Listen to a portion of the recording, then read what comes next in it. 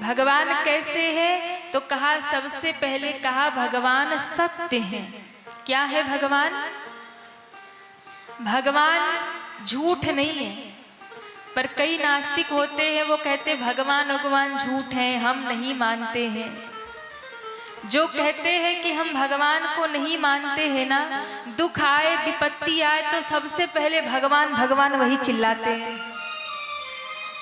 हाँ, भले ही रोज भगवान भगवान न करे, भले ही रोज मंदिर न जाए, भले ही पूजा पाठ न करे, लेकिन जब दुख आता है तो सबसे पहले भगवान को ही बुलाते हैं।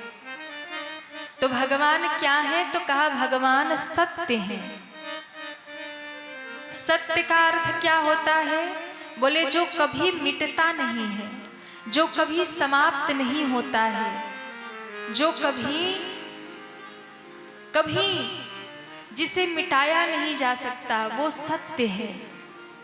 सत्य को छुपाया जा सकता है, सत्य को कभी कभी असत्य दबा भी देता है, सत्य को दबाया जा सकता है, सत्य को छुपाया जा सकता है, पर सत्य को मिटाया जा सकता नहीं है।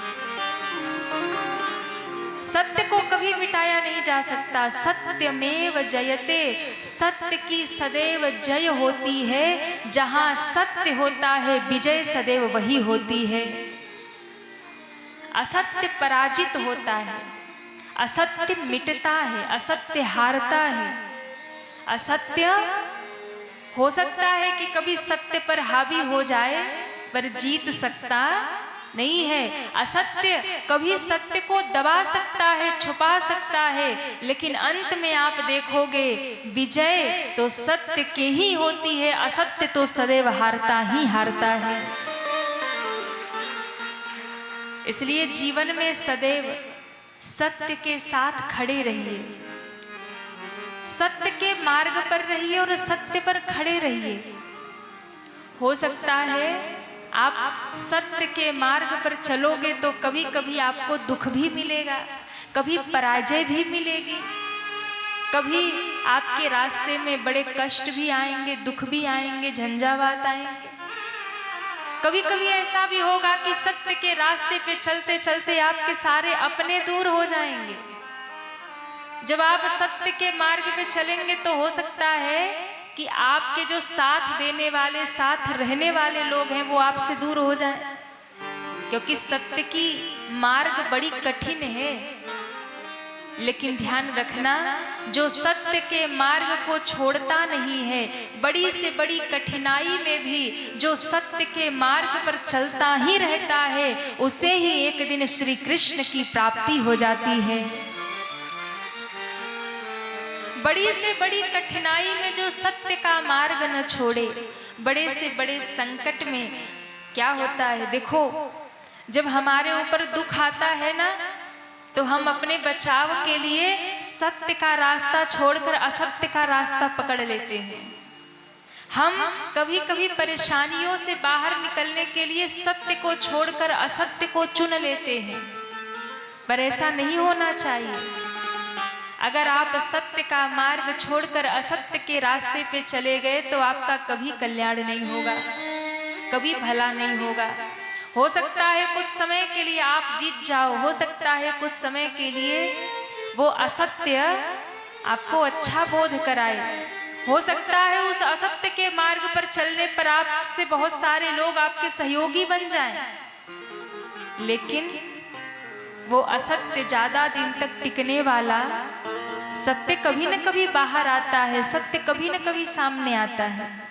इसलिए सत्य के मार्ग पर चलो, भले ही अकेले चलना पड़े, भले ही अकेले चलना पड़े। अगर असत्य के मार्ग पर चल रहे हो, अधर्म के मार्ग पर चल रहे हो और पूरी दुनिया साथ खड़ी है, तो वो असत्य का मार्ग आपको विनाश की ओर फिर भी ले जाएगा। लेकिन अगर सत्य के मार्ग पर चल रहे हो, अकेले भी चलना पड़े, तो सत्य के मार्ग पर चलना, एक दिन वही सत्य का मार्ग आपको परमात्मा से मिला देगा। कौरव 100 थे, पांडव 5 थे। कौरव असत्य की राह पर चलते थे, पूरी सेना उनके साथ थी, बड़े बड़े रथी महारथी उनके साथ खड़े थे, पर पांडव 5 थे, थोड़ी सेना थी, सत्य के मार्ग पर चल रहे थे, भगवान कृष्ण के मार्गदर्शन में चल रहे थे। तो बड़ी संख्या होने के बाद भी अधर्म असत्य को पराजित होना पड़ा, दुर्योधन को हारना पड़ा और 5 पांडवों की विजय हो गई। इसलिए शास्त्र कहता है सत्यमेव जयते, सत्य के मार्ग पर चलिए। थोड़े से बचाव के लिए, थोड़ा सा अच्छा बनने के लिए संसार में असत्य का मार्ग मत पकड़िए, झूठ का सहारा मत लीजिए, सत्य बोलिए। भले ही आपको कष्ट मिले, भले ही आपको सत्य के मार्ग पर चलने के लिए कांटे मिले, पर सत्य के मार्ग पर ही चलो, क्योंकि वो कांटे ही एक दिन पुष्प बन जाएंगे, वो कठिन मार्ग ही एक दिन सुगम बन जाएगा। आपके साथ भगवान खड़े हो जाएंगे। आप भीड़ में चलो, असत्य में चलो, भगवान साथ छोड़ देंगे, लेकिन सत्य के मार्ग पर जब आप अकेले चलोगे तो आप अकेले नहीं होगे। आप जब पीछे मुड़कर देखोगे तो आपके पीछे श्री कृष्ण खड़े होंगे, भगवान खड़े होंगे, क्योंकि भगवान का पहला स्वरूप है सत्य, भगवान का दूसरा स्वरूप है चैतन्य चित्त और तीसरा स्वरूप है आनंद। तो भगवान का नाम है सच्चिदानंद। बोलिए सच्चिदानंद भगवान की जय हो। सत्य चित्त और आनंद, ये 3 मिलकर के हो गए सच्चिदानंद। तो भगवान का स्वरूप है सत्य, चैतन्य और आनंद। भगवान करते क्या हैं? आप लोगों को पता है भगवान क्या करते हैं? कहिए हाँ या ना। नहीं पता है? सुनिए, भगवान 3 काम करते हैं। कितने काम? 3 काम। भगवान क्या करते हैं? तो कहा भगवान सबसे पहले दुनिया को बनाते हैं। हमको और आपको भगवान ने बनाया, धरती बनाया, आकाश बनाया, जल बनाया, पहाड़ बनाया, पृथ्वी बनाया, समुद्र बनाया, नदियां बनाई, सब भगवान ने बनाया। तो भगवान क्या करते हैं? दुनिया को बनाते हैं। फिर भगवान क्या करते हैं? बोले भगवान इस दुनिया को चलाते हैं। जैसे घर का मुखिया होता है ना, घर चलाता है, सबके दुख सुख का ध्यान रखता है, किसी को कोई कमी ना रहे। तो मेरे भगवान भी इस दुनिया को बनाते हैं और इस दुनिया को चलाते हैं, संचालन करते हैं, पालन करते हैं। किसी को कोई दुख ना रहे, तकलीफ ना रहे, भगवान सबका ध्यान रखते हैं। और फिर क्या करते हैं? तो कहा भगवान दुनिया बनाते हैं, भगवान दुनिया चलाते हैं, और जब दुनिया वाले भगवान को परेशान करते हैं तो एक दिन सारी दुनिया मिटाकर भगवान सो जाते हैं। दुनिया को बनाते हैं, चलाते हैं और मिटाते हैं। तो भगवान के जिम्मे 3 काम है, दुनिया बनाना, दुनिया चलाना, दुनिया मिटाना। जब उनके मन में आता है तो वो दुनिया बना देते हैं, और जब उनके मन में आता है तब दुनिया, जैसे छोटे बच्चे कभी धूल में खेलते हैं तो वो मिट्टी से क्या बनाते हैं? मिट्टी से घर बनाएंगे, खिलौने बनाएंगे, मन में आया तो बनाएंगे, सुंदर सजाएंगे, उससे खेलेंगे। अब मन में आया तो सब मिटा देंगे, फिर मिट्टी हो जाएगा। तो ये दुनिया भगवान के लिए खेल है। तो भगवान का एक खेल है, मन में आए दुनिया बना दिया, मन में आए सो दुनिया मिटा दिया। कहाँ गई दुनिया मिट के? तो भगवान नारायण के पेट में, उनके उदर में, पूरी सृष्टि भगवान के उदर में चली जाती है, पेट में चली जाती है, और फिर भगवान से ही सब प्रकट होते हैं और भगवान में ही सब विलीन हो जाते हैं। तो भगवान दुनिया बनाते हैं, चलाते हैं और मिटाते हैं।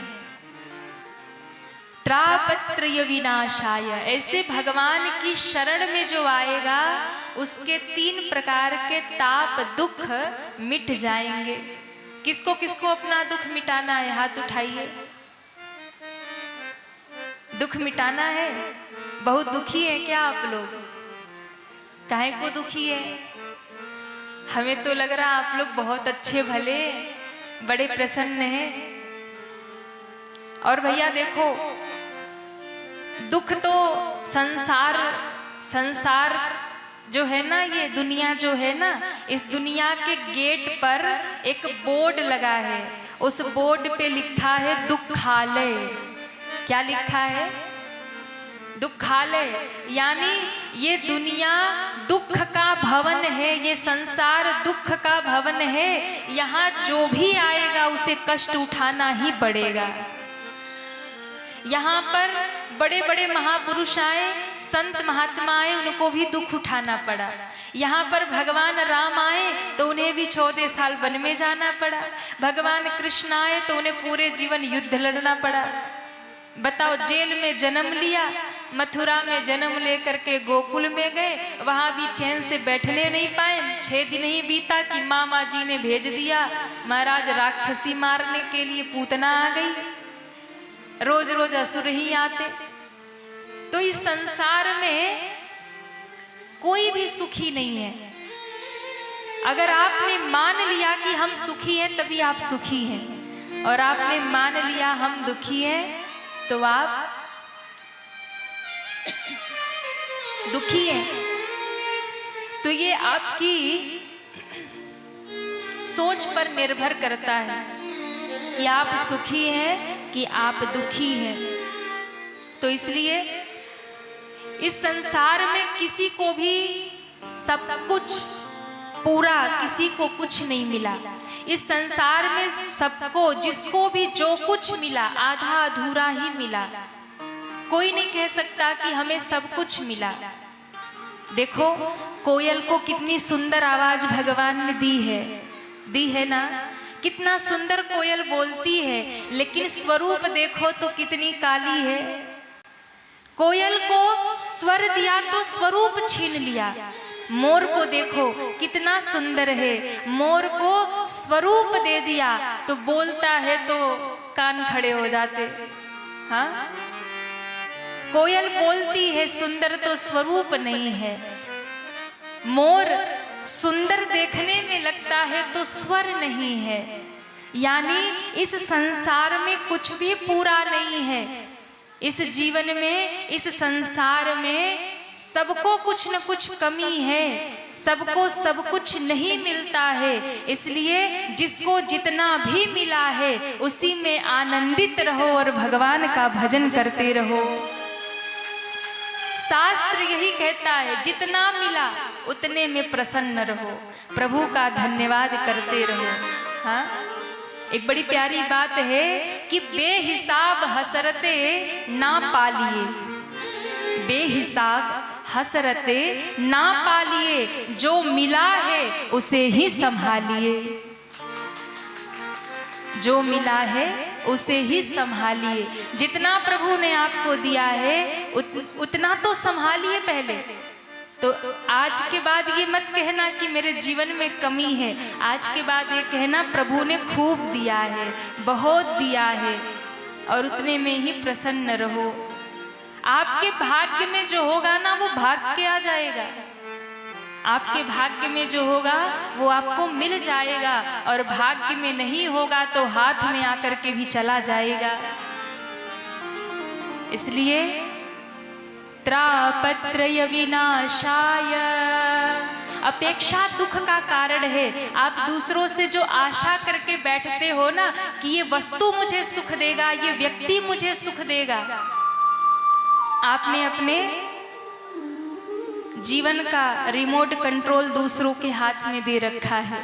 सामने वाला बटन दबाता है हम दुखी हो जाते, सामने वाला बटन दबाता है हम सुखी हो जाते। आशा ही दुख का कारण है। आशा दुनिया से लगा करके आप बैठे हो कि वो व्यक्ति मुझे सुख देगा, वो वस्तु मुझे सुख देगा। ये संसार सुख नहीं देगा। इसलिए आशा जो संसार से आप लगा कर बैठे हो वहाँ से सुख मिलेगा, और वहाँ से जब अपेक्षाएं आपकी पूरी नहीं होती है तो आप दुखी होते हो।